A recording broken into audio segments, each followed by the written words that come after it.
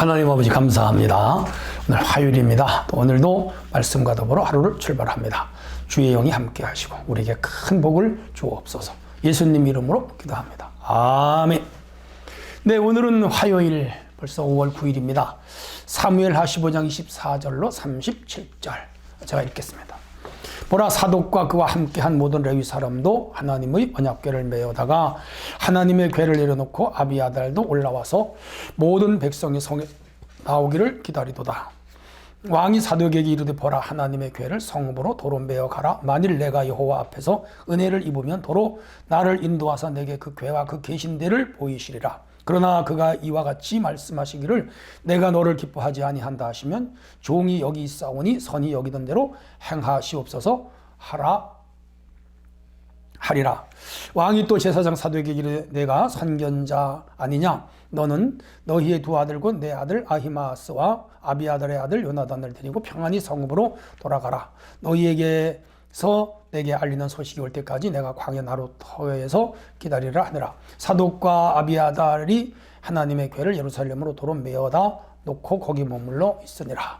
다윗이 감람산 길로 올라갈 때 그의 머리를 그가 가리고 맨발로 울며 가고 그와 함께하는 모든 백성들도 각각 자기의 머리를 가리고 울며 올라가니라. 어떤 사람이 다윗에게 알리되 압살롬과 함께 모반한 자들 가운데 아히도벨이 있나이다 하니 다윗이 이르되 여호와여 원하오건대 아히도벨의 모략이 어리석게 하옵소서 하니라. 다윗이 하나님을 경배하는 마루턱에 이를 때에 아렉 사람 후세가 옷을 찢고 흙을 머리에 덮어 쓰고 다윗을 맞으러 온지라.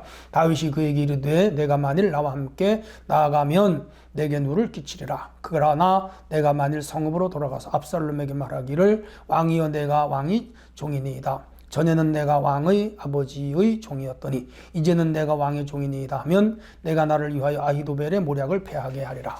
사독과 아비아달 두 제사장이 너와 함께 거기 있지 아니하냐? 내가 왕의 궁중에서 무엇을 듣든지 사독과 아비아달 두 제사장에게 알리라. 그들의 두 아들 곧 사독과 아히마스의 아비아달의 요나단이 그들과 함께 거기 있나니 너희가 듣는 모든 것을 그들 편에 내게 소식을 알릴지어다 하느니라. 다윗의 친구 후세가 곧 성읍으로 들어가고 압살롬도 예루살렘으로 들어갔더라. 아멘. 네, 성도 여러분 평안하시죠? 오늘 화요일입니다. 오늘은 절망 속에 드리는 간구 들으시는 하나님, 이런 내용으로 본문을 전개합니다. 자, 압살롬이 난을 일으켰습니다. 다윗궁으로 쳐들어옵니다. 다윗은 그 소식을 알았습니다. 이제 어쩔 수 없죠. 도망가요. 그래서 성을 버리고 왕궁을 버리고 도망을 가는 거예요. 근데 그 도망가는데 많은 사람이 따라왔다 그랬죠. 어제는 블레셋 가드 사람 600명의 용사들과 이때가 다윗을 호위하면서 따라가요. 군대 600명. 예, 제가 좀 더 자세히 봤더니 사실은 용병입니다. 이때는 용병장이었고요. 블레셋 사람, 블레셋 핍박받는 사람이었어요. 그래서 용병으로 채용한 지 오래 안 됐는데, 물론 그 전부터 서로 알고 있는 사이였겠죠. 근데 갑자기 난이 있는데 이제 돌아가도 된다는데 안 돌아가고 끝까지 다윗 편에 남겠다. 좋은 사람이에요. 따라 나섰고, 자, 오늘은 이제 24절로 29절의 내용을 보면은 법궤를 돌려보내는 다윗을 봅니다. 사독 제사장. 이 사독은 그 아론의 후손들입니다. 정통 그 제사장이에요. 이 사독의 후손들이 훗날 사두개인이 됐다는 설이 있습니다. 그리고 레위 사람들이 법궤를 메고 사실 다윗을 지금 따라오는 거예요. 왜냐하면 그들은 전쟁에서 법궤가 있으면 승리한다고 믿고 있기 때문에, 아들로부터 난이 일어났지만은 그 법궤를 다윗이 가지고 있기 때문에 이길 걸로 그렇게 믿고 그 법궤를 메고 지금 제사장 무리가 따라오는 거예요. 근데 거기 이제 사독과 여기 아비아달 두 사람이 나옵니다. 아비아달은 다윗이 사울로부터 핍박을 받을 때 광야에서 만난 사람이죠. 높당의 아히멜렉 제사장 일가를 사울이 죽일 때 간신히 도망쳐 나온 한 사람이었는데, 그 광야 생활과 왕이 되어서도 이 아비아달은 다윗 편에 서서 다윗을 돕고 있어요. 근데 이제 훗날 솔로몬의 왕이 될 때 이 아비아달이 솔로몬 편에 서지 않았다가 불행하게 됩니다. 어쨌건 간에 지금 사독과 아비아달 두 선지자 에게 궤를 메고 법궤를 다시 예루살렘으로 가져가라, 그렇게 말합니다. 그 이유가 있어요. 법궤가 다윗을 따라가면 다윗이 승리할지 몰라도 그 예루살렘에 있는 성을 내주는 거가 되잖아요. 왕궁을. 예루살렘을 뺏기는 거가 되잖아요. 근데 법궤를 예루살렘으로 보내는 것은 그 법궤가 있는 곳에 승리한다. 그렇다면 이 예루살렘은 다윗이 포기하지 않는 거죠. 그리고 또 다윗 왕궁을 포기하지 않는 거죠. 법궤가 거기 있기 때문에 반드시 다윗은 지금 법궤를 떠나 지금 피난길에 갔지만 법궤가 있는 곳에 승리한다. 다윗은 그렇게 믿고 있는 신앙이 대단하죠. 하나님 중심 신앙이죠. 오늘날로 말하면 우리가 어디를 가도 우리 마음 중심에는 어디가 있어야죠? 은혜교회가. 은혜교회가 우리의 성전이니까. 언제나 은혜교회가 우리 마음속에 있어야 되고, 또 궁극적으로는 2차적으로는 우리의 중심은 언제나 천국에 있고 우리의 중심은 언제나 예수님께 있어야죠. 법궤는 예수님을 의미하고 법궤의 궁극적 지성소는 천국을 의미하니까 우리가 언제나 하나님 나라 중심, 성전 중심, 그리고 말씀 중심, 예수 중심으로 살아야 할 것을 여기서 암시하고 있죠. 그래서 이 사독과 그 아비아달, 그 사독의 선견자이기도 하고 제사장입니다. 그리고 그에게 두 아들이 있는데 아히마아스가 있었고, 그 다음 그 4명의 아들 중에 아히마아스가 있었고, 그 다음에 아비아달 제사장의 아들 중에 요나단이 있는데, 이들 다 선견자여 데리고 예루살렘으로 가라. 법궤를 항상 너네가 모시고 있어라. 그렇게 당부를 하는 거예요. 사독과 아비아달이 하나님의 궤를 메고 예루살렘으로 들어갔습니다. 우리 지금 금요일날 성막론에서 배우잖아요. 지난주까지 우리가 이제 법궤 배웠죠. 법궤가 있고 속죄소가 있고 그리고 그룹 천사가 있고 하나님의 임재가 있고 그 안에는 만나다만 항아리와 아론의 쌍난 지팡이와 십계명도 돌판이 있는 하나님이 거기 항상 임재하시는, 그래서 비록 압살롬이 쳐들어오지만 하나님이 이곳에 임재하신다. 다윗의 신앙이에요. 자, 우리가 항상 생각할 것이 있습니다. 반란 앞에 다윗은 법궤를 중심으로 움직여요. 다른 말로 말하면 아무리 우리가 환난을 당하고 고난을 당하고 역경을 당하고 위기를 만나도 우리는 언제나 예배당 중심, 성전 중심, 하나님 중심으로 살아야 돼요. 하나님이 인도하셔요. 예수 그리스도가 내 중심에 있는 한 마귀는 나를 손을 댈 수 없고 어떤 세력도 우리를 건드릴 수가 없는 거죠. 다윗의 신앙적 작전도 잘했어요. 그러면서 다윗은 그냥 도망가거나 당황하거나 어떻게 하지 손 놓고 어떻게 일이 전개되는 대로 당하는 게 아니라 주도 면밀한 작전을 세웠죠. 이게 신앙인이 해야, 이게 지혜죠. 지혜. 우리가 어려움 앞에는 더 살펴야 돼요. 더 꼼꼼해야 돼요. 더 챙겨야 돼요. 그리고 숙고해야 돼요. 깊이 생각해야 돼요. 그리고 최대한의 지혜를 짜내야 돼요. 여기 사람도 동원하고 그리고 법궤도 돌려보내면서 지금 이 전쟁에서 피라는 가지만 전쟁의 주도권을 지금 잃지 않고 하나님의 거룩한 성이 뺏기지 않고 이 잘못된 모반에 의해서 하나님의 영광이 가려지지 않도록 다윗은 최선을 다하죠. 우리 믿는 사람들에게 굉장히 도전을 주고 깨닫게 하는 말씀이에요. 그리고 다윗은 이런 상황에도 모든 것이 하나님 중심으로 움직이고 있다는 걸 우리가 기억해야 돼요. 자, 한편 30절로 37절의 내용은 지금 그러면서 하나님께 다윗은 기도하고 있습니다. 30절 감람산 길로 올라갔는데 머리를 가리고 맨발로 울면서 그가 막 가요.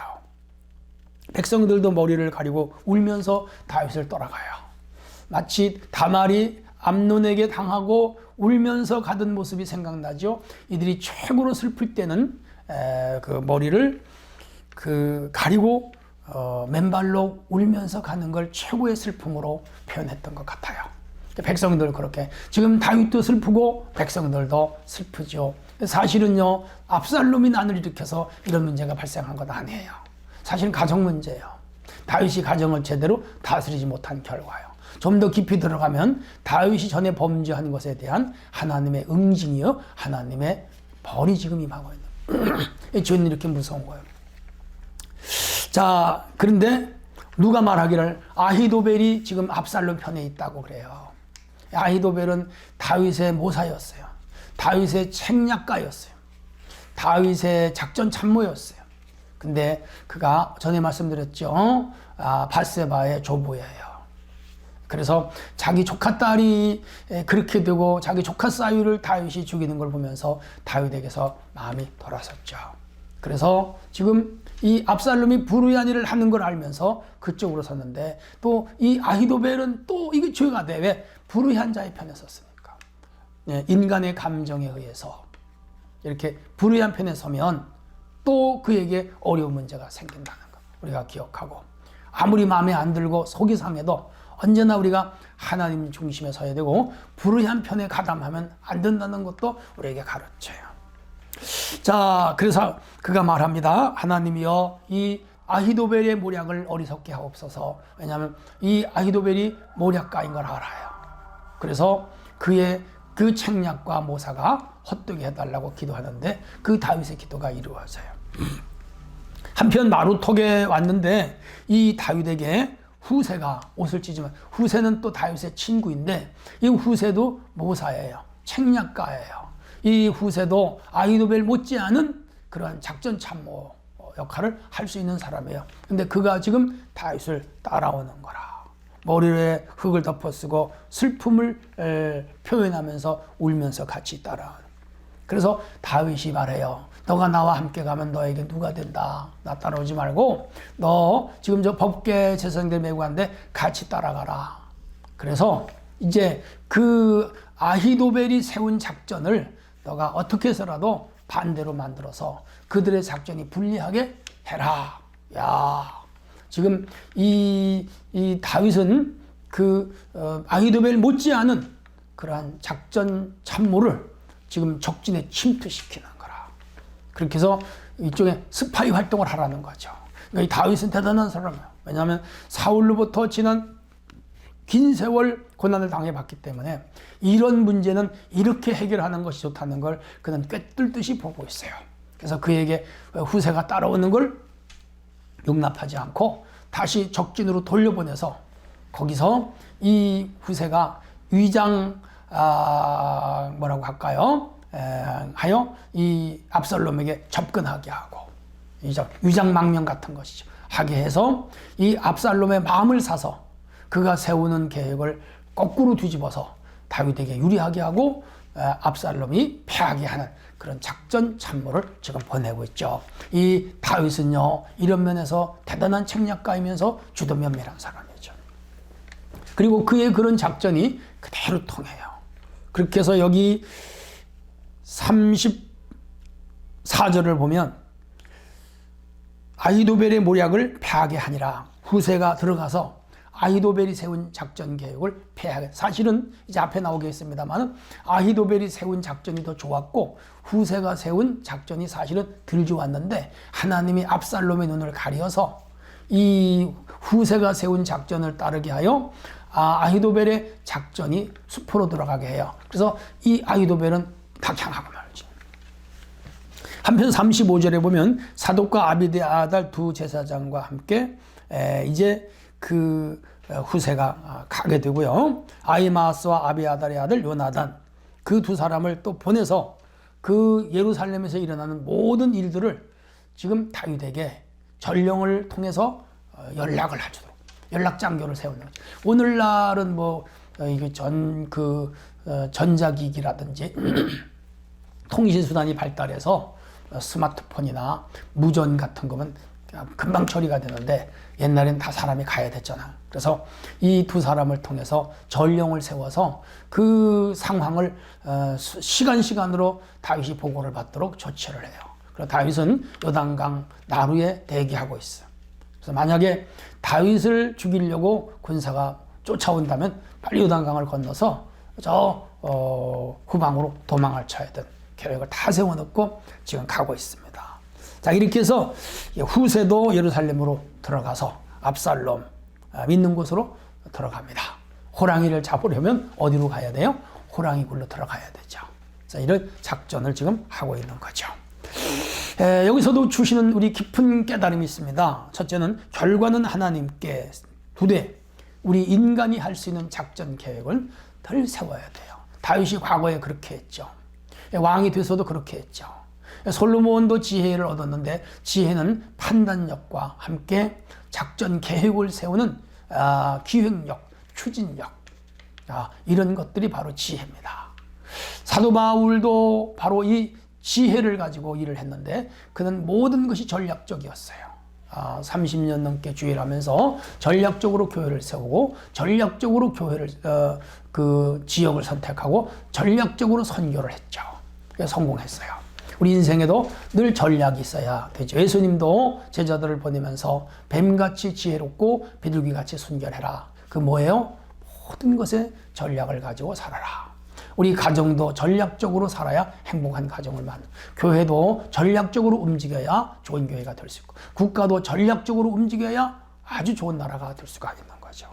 또 하나는 모든 일의 주권은 하나님께 맡겼습니다. 그러면서도 그 일의 결과는 하나님으로부터 온다는 걸 다윗은 인간이 세운 계획에 모두 성공하는 건 아니에요. 그거 실패로 돌아갈 수도 있고 성공할 수도 있는데 성공이든 실패든 그 결과는 누구로부터 오지요? 하나님으로부터 온다. 그게 절대 주권을 인정하는 신앙이죠.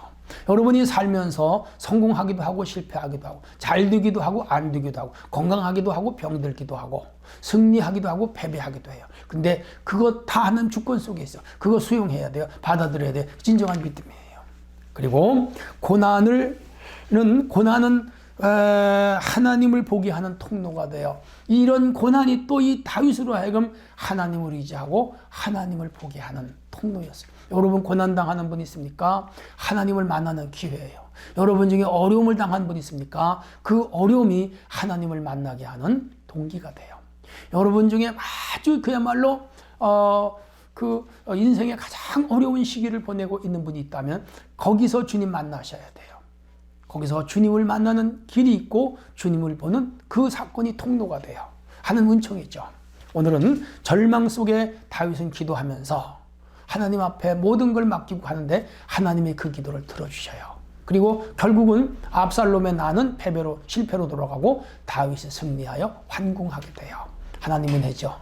우리도 이런 믿음으로 살아가야 되겠습니다. 하나님 아버지, 오늘도 이 말씀을 마음에 담고 참으로 믿음으로 사는 하루가 되게 하옵소서. 예수님의 이름으로 기도합니다. 아멘.